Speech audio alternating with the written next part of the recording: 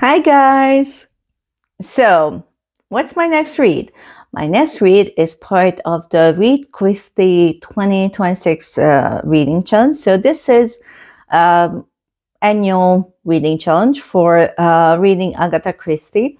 There is one book for each month, and this is I'm going to quote it because I keep forgetting what the theme is this month. So the theme this month is biggest impact on you as a young reader. And the book is Murder on the Orient Express. So I'm actually really excited for this book because this is one of my favorite Agatha Christie stories. I haven't read it so far, uh, but I have seen various adaptations of this book, and I once had a dream that I was on the train, which was weird. And also, I saw the latest adaptation. It was awful. Now, if you want to see a good adaptation, my favorite is, of course, the David Suchet one.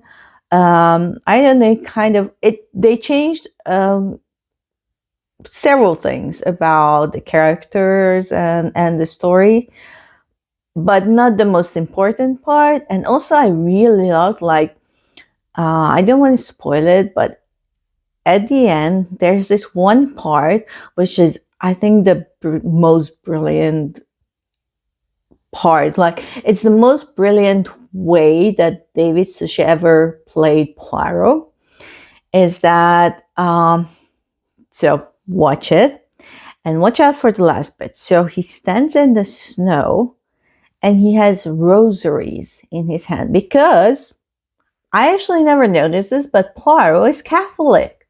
How come I didn't notice this? Actually, David Suchet said it's in a interview kind of thing that Poirot is Catholic. Why did I notice this? Okay, so he holds a rosary in his hand, and there's the dialogue, but his face is speaking. And what his face says, like, no words. Literally no words, but it's like it's perfection. It's perfect playing. It was just amazing. So let's see what the synopsis is. In case you've never seen an adaptation of it, it's one of her most favorite works, her most famous works. But let's see.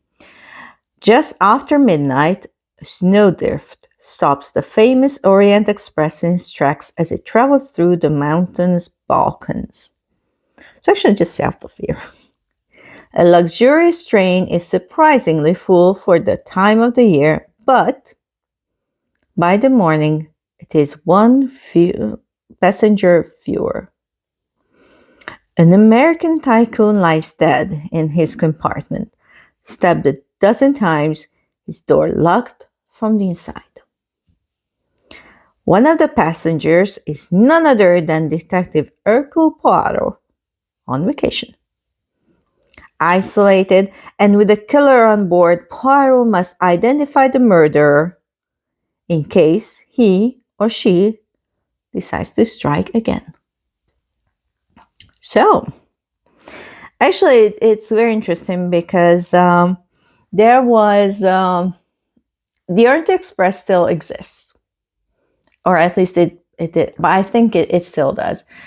And I actually used to know a guy. He was one of my mom's best friends growing up, who used to play the piano on the Orient Express, and he was actually a very famous musician in the like in her circles and in the city where I live.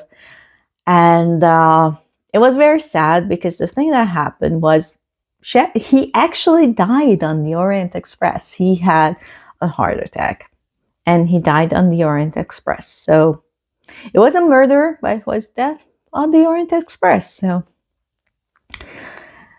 and So yeah, I'm very excited to read this book finally. It was one of the reasons why I started this challenge again, because I did last year, but I didn't do the reviews and stuff. So Orient Express, here we go.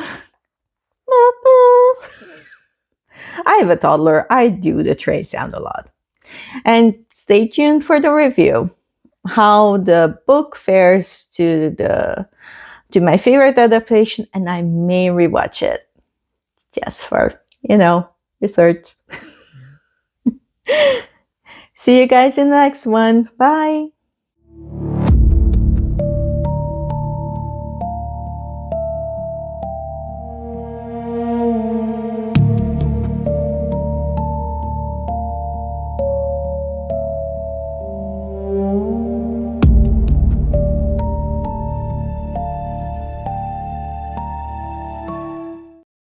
Hi guys!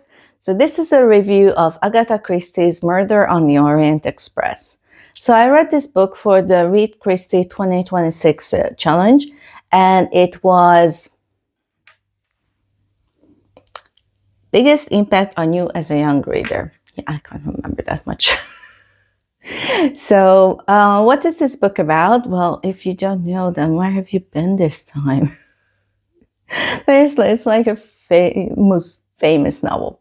Okay, great thing. So most movies, TV shows, whatever, they start out with Poirot in Istanbul, but the original book starts out with Poirot going from Aleppo to Istanbul. So he goes to Istanbul, but he has to move on to a boat crossing the Bosporus. And he actually already meets two people that we will see again on the train. And then he crosses the Galata bridge, which I've also crossed because I've been to Istanbul 10 times. I love Istanbul. And I'm also learning Turkish, though it's not going well. It's really hard. Anyway, so he crosses the Galata bridge and also goes to, I keep forgetting, Pera Palace hotel. I actually went into the lobby. It's gorgeous. It's really expensive. I don't think I'll ever be able to afford to, stay there. Wish I did, though. Agatha Christie actually stayed there, so she knew it well. And she also wrote the Orient Express herself, because her second husband was an archaeologist, and they sort of lived in Syria, what is now Syria, for a while doing digs there. They had a house, and you can actually find out about this in This Is How We Lived. I think that's the title of the book, which details some of her adventures there. It's a great book. I highly recommend it. I enjoyed it a lot. I listened to it as an audiobook, and it's basically Agatha Christie telling her own life, and that was so cool. I really enjoyed that book, and it has great humor. Agatha Christie is really funny, actually, and it's very interesting because it's a snapshot of a time and place that doesn't exist anymore. Probably didn't exist for a long time afterwards. So yeah, it's very interesting, and yeah, I just recommend it a lot. Sometimes it does show that she's an English woman, but otherwise she's quite open-minded in the book. But that's not the book we're talking about now. It just reminded me of that book because it's related, because those voyages were the inspiration behind A Murder on the Orient Express, and also the kidnapping of the Lindbergh baby, because we all know this is about, well, kidnapping and unaliving of a child, partly, because that's the story behind it. And so it's very interesting that the book has all these people from all over the world, well, Europe mostly, and America. So there are Americans, English, French, I believe, Swedish, German, Italian, Hungarian couple. Yay, shout out to Hungary. I don't see us in a lot of books. And the Russian princess. And it's kind of interesting how the different nationalities mesh together. Like the victim is stabbed, and the owner of the like the train railway line, something like that. He insists that it has to be the Italian guy because it was a stabbing, and Italians like to stab people, and they're passionate. Okay, that's great reasoning. And we actually find out that Poirot not only speaks English, French, but he also speaks German, because he talks with a German woman in German. So that's very interesting. And also, there's an Englishman who is rooming, like he's in the same like coupe, in the same room as the Italian business guy, and he's like, "Oh, he's an Italian," like kind of talking like down on him. But I bet that the English butler only speaks English. The Italian guy speaks Italian. He speaks French because he's speaking French to Poirot, and he also speaks English. Like, yeah, English butler, how many languages do you speak? Maybe he speaks French. But yeah. Anyway, so yeah, there are some interesting clashes between the nations. Nothing is said of the Hungarians. I guess back then we weren't in our, our reputation wasn't in like somewhere down there. Anyway,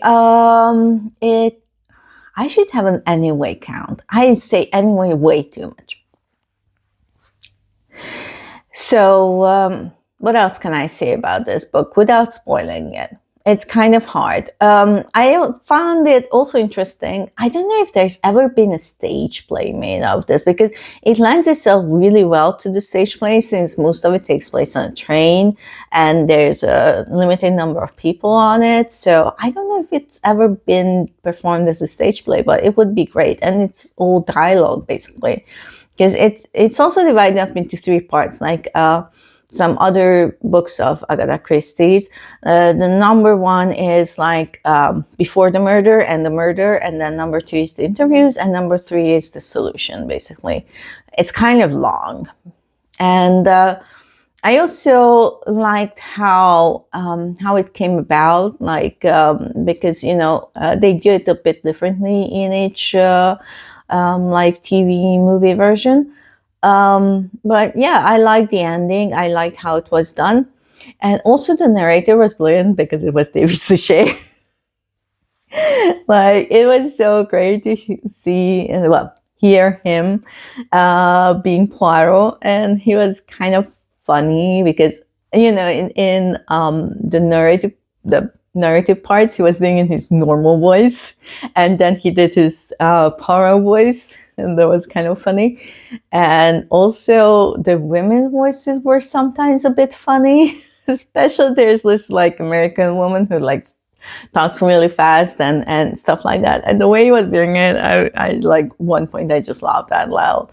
So that was fun. Yeah, I haven't rewatched the TV version. I probably should though, because it's great. And yeah, you watch the David Suchet version and pay close attention to the last scene, because the last scene is perfection. It's brilliant. So I think I've said this in the introduction as well, but yeah, I just can't get over it. It's one of my favorite scenes of all time. You just have to see it. It just, the way David communicates with his face and the shot of his hand with the rosary, like, perfection. You can't do it any better. You just can't. Anyway, so yeah, it's still my favorite Agatha Christie story, and it's as good like reading as it is on TV. And the TV version is actually pretty much covers it.